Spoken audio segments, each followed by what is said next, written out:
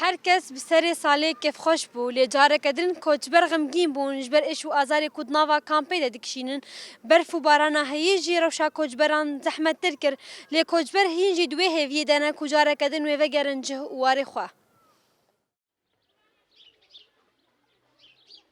Bi hatina werzê zivistanê re carekedin, êş, azar û zehmetiyên koçberên Kampa Newroz zêde dibin. Kampa Newroz nava xwe de zêdetirîn 908 malbat, 5130 kesên ji Efrîn, Serêkaniyê û Girêspî dihewîne. Koçberan gotin bi hatina zivistanê re zehmetiyên me zêde dibin û ji ber sermayê em nemade bar dikin ku di bin çandiran de xwe ragirin. بو هیرو چند رونا قشایا ام گیستار مارا من آف دیبن ما بخدای آنها تشتی ما و آونی حمی رطبان و آون بطانی ما تهفد آون حافظ آفدن یعنی گرمبونی منینه يعني راسني ام زعمتك جرك دكشينين زعمتك دكشينين يعني ام دبين جوا حالي رايدين بس باللي ام بقرنا مالي خا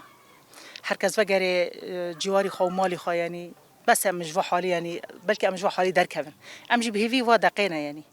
کر بارانه لیکر مثلا چادر و خانی نابنا یک حموت زارو که ما در ما دبستان زارو که در زارو گیاتا کرتن و مزور زحمتی حمو ام پرد بینن و ام بیوینه مثلا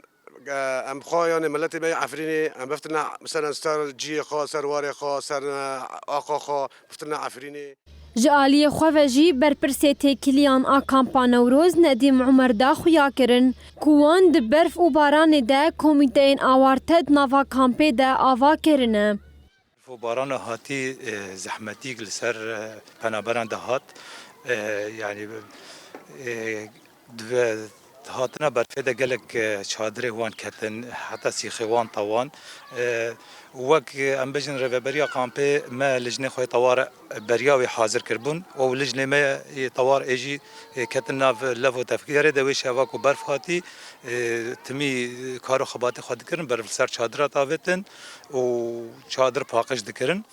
Kampa Newroz di sala 2014 de hatiye damezrandin. Nava xwe de bi hezaran koçber ji Serêkaniyê, Girêspî, Efrîn û Şehbayê dihewîne.